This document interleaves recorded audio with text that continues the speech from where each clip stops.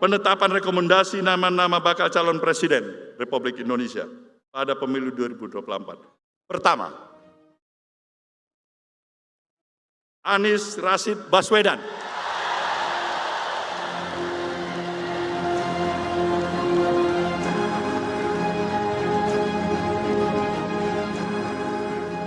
Kedua, Muhammad Andika Perkasa.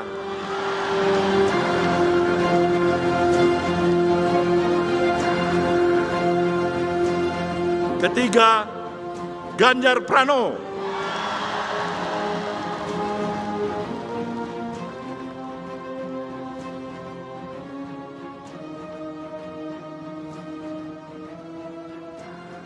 Saudara, kita telah menetapkan tiga kandidat bakal calon presiden Republik Indonesia pada pemilu 2024 yang akan datang. Nasdem, cipta demokrasi yang adil, membangun negeri dengan Bhinneka Tunggal Ika. Halo, welcome back to my channel Sejadah Biru bersama Langit Biru. Kali ini gue mau bikin video opini ya. Jadi tadi udah ada video dari Rakernas Nasdem ya, yang mengumumkan bakal calon presiden yang bakal diusung mereka gitu ya. Dan ini ada hubungannya sama apa yang gue bikin minggu kemarin ya, sekitar tanggal 13 Juni kemarin gue bikin polling tentang calon presiden pada pemilu tahun 2024 nanti ya. Jadi ada 5 calon yang gua tulis di polling ya. Kenapa 5? Karena cuma bisa masukkan 5, tapi gua ambil yang memang di berbagai survei nama-nama ini kerap paling atas ya. Jadi dan hasilnya adalah 96 voter, dan nomor 1 yang dipilih yang paling banyak adalah Anies Baswedan sebanyak 47%, dan Ganjar Pranowo di posisi kedua dengan 31%, dan Ridwan Kamil di angka 14% ya. Jadi itu skup kecil, nggak sampai 100 orang. Presentasinya seperti itu. Dan kebetulan Partai Nasdem juga ada nama Anies Baswedan dan Ganjar Pranowo di dalamnya. Jadi sekalian gue bahas gitu ya. Jadi apa ya, chance mereka berdua lah. Jadi sebenarnya kemarin waktu polling memang udah ketahuan Anies Baswedan mengungguli ya yang lainnya.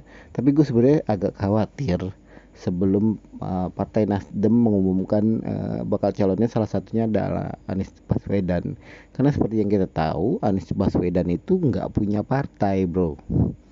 Jadi seberapapun dia terkenal, kalau nggak ada partai yang mendukung dia, jadi nggak bisa. Karena kita di Indonesia ini menganut sistem presidensial threshold.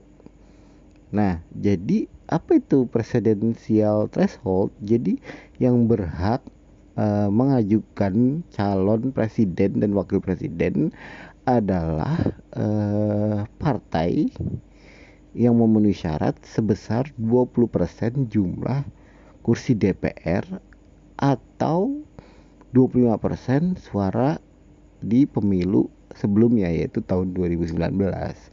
Dan biasanya yang dipakai adalah persentase kursi DPR ya, karena untuk presentasi suara sampai 25% agak sulit gitu ya. Jadi yang dipakai biasanya yang persentase kursi DPR. Dan berdasarkan pemilu kemarin, cuma ada satu partai yang berhak mencalonkan sendiri calon presidennya, yaitu partai PDIP. Ini hasil pemilu kemarin ya. Jadi PDIP itu mendapat 22% kursi di DPR ya. Jadi dia berhak mencalonkan sendiri calon presidennya. Sedangkan yang lain nggak bisa. Mereka harus berkoalisi dengan partai lain sehingga tercapai thresholdnya sebesar 20%. Misalnya Golkar nggak bisa dia ngajuin, dia harus berkoalisi dengan yang lain. Dan kebetulan memang walaupun PDIP bisa mengajukan sendiri, sebenarnya udah ada koalisi antara PDIP dan Golkar ya, kalau nggak salah sama PAN juga, itu tergabung di dalam koalisi KIB ya, Indonesia Bersatu ya. Jadi kansnya memang besar banget ya.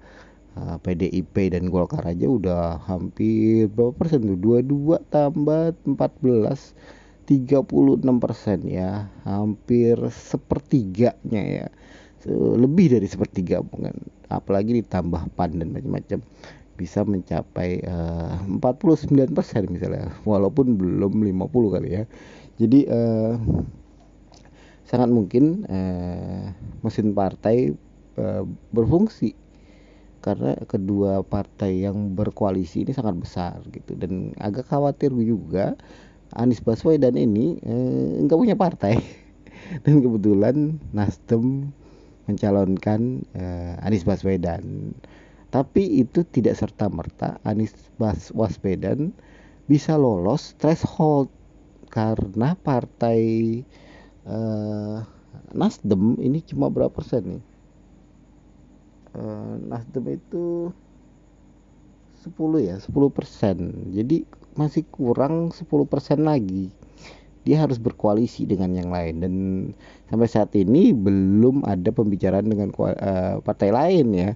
Walaupun gue lihat di partai yang sudah menggembar-gemborkan Anies Baswedan itu adalah PKS ya. PKS udah gembar-gembor mau mencalonkan Anies Baswedan. Itu pun bakal kurang kalau misalnya Nasdem dan PKS misalnya berkoalisi. Itu cuma sampai PKS kalau nggak salah 8 atau 9% ya. Di sini 8,7% ya, taruhlah 8% ya. 8% tambah 10% baru 18%. Harus ada partai yang lebih kecil lagi atau yang lebih besar lagi, yang penting bisa mencapai 20% ya. Dan digadang-gadang bakal ada koalisi baru, yaitu partai Demokrat, terus partai PKS sama PKB kalau nggak salah ya. Jadi nggak tahu nih bakal mengusung siapa gitu ya. Dan partai terbesar sendiri PDIP itu belum 100% mendukung ya, salah satu kader partainya Ganjar Pranowo sendiri adalah PDIP. Tapi belakangan banyak elit-elit PDIP yang menolak Ganjar Pranowo dicalonkan gitu. Banyak kemarin ada salah satu elit yang bilang pokoknya ada kontrak terhadap Ganjar Pranowo. Gue nggak tahu ini strategi mereka atau gimana. Jadi sampai saat ini belum ada pengumuman resmi bakal mencalonkan siapa gitu ya. Bahkan yang lebih sering digadang-gadang adalah anak ketua partai sendiri ya, Bu Megawati, yaitu anaknya adalah Puan Maharani, yang banyak elit-elit partainya mendukung Puan Maharani untuk jadi calon presiden. Tapi kansnya walaupun didukung sama mesin partai, gue yakin kalau berhadapan dengan Anies Baswedan misalnya nih ya, itu bakal kalah kalau cuma Puan Maharani. Lain kalau misalnya maju Ganjar Pranowo. Tapi kalau Ganjar Pranowo dicalonkan, nggak mungkin wakilnya adalah Puan Maharani, karena satu partai presiden sama wakil presiden di gebet semua nggak mungkin.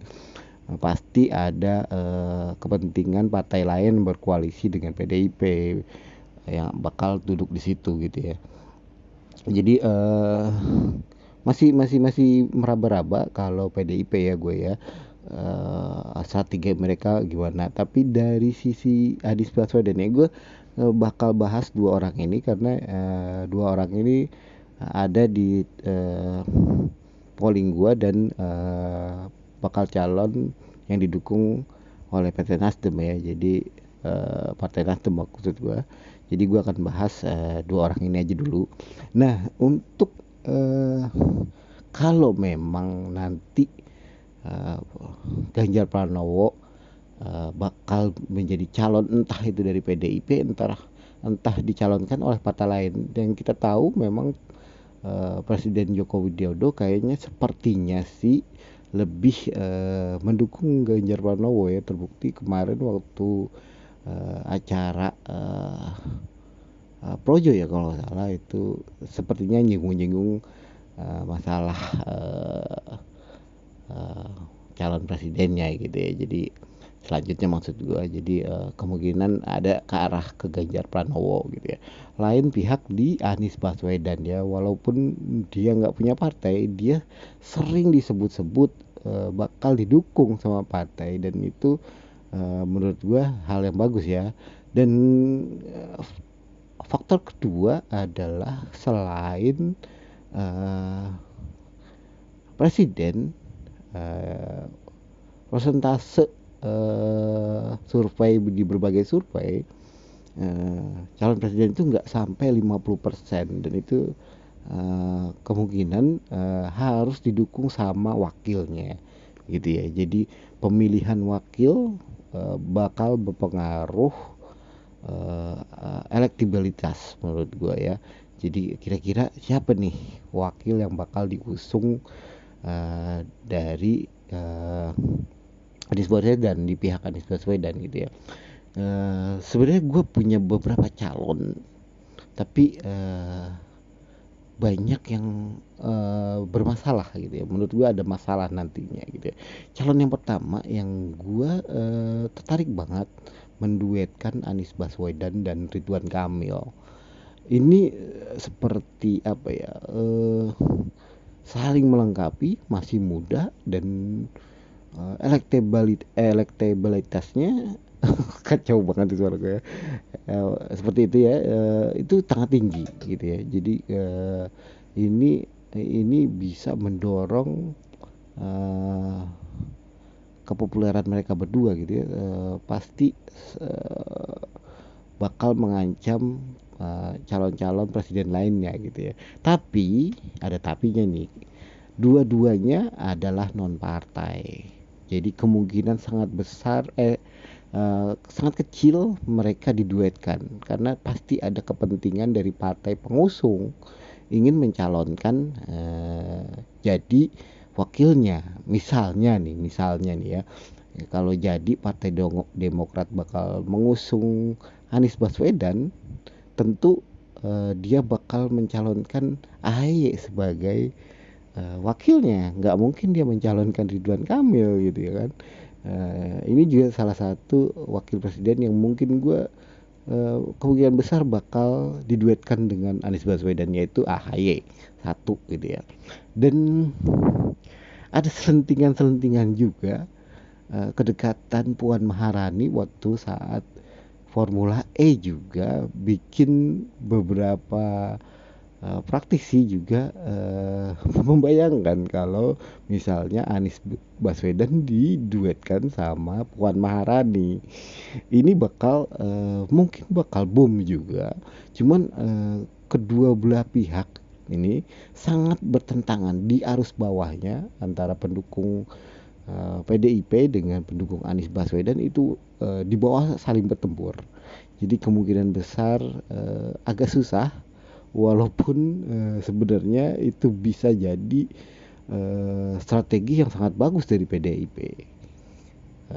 untuk melanggengkan kekuasaannya misalnya gitu ya. Karena setahu gue ya belum ada keputusan untuk Ganjar Pranowo. Jadi sekarang sih masih berputar di seputar itu aja ya. Dan kans dari Anies Baswedan menurut gue cukup besar kalau dia disandingkan dengan wakil yang sangat cocok. Ada lagi wakil yang mungkin sangat bagus, yaitu Sandiaga Uno.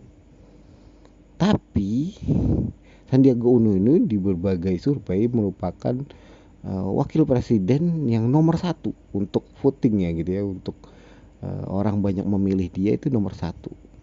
Jadi tapi permasalahannya Partai Gerindra ini sangat unik ya. Jadi dia bakal mencalonkan siapa nih? Bakal mencalonkan Prabowo lagi untuk jadi presiden. Kalau misalnya Prabowo jadi presiden, otomatis Sandiaga Uno nggak bakal dicalonkan sebagai wakil presiden. Nggak mungkin seperti yang gue bilang di atas. Misalnya Ganjar Pranowo dicalonkan, Puan Maharani nggak mungkin dicalonkan karena masyarakat bakal ngelihat itu sebagai monopoli partai gitu ya. Jadi agak bingung, agak terhalang ya kedua calon wakil presiden antara Ridwan Kamil dan Sandiaga Uno gitu. Itu sih opini gua. Gue sangat mengharapkan kalian beropini juga di bawah supaya tambah wawasan kita kira-kira arah pemilu ke depan ini mau kemana gitu. Ya, santai aja, jangan saling menjelekan. Oke, gue tunggu komentar kalian. Jangan lupa like, comment, and subscribe. Bye bye.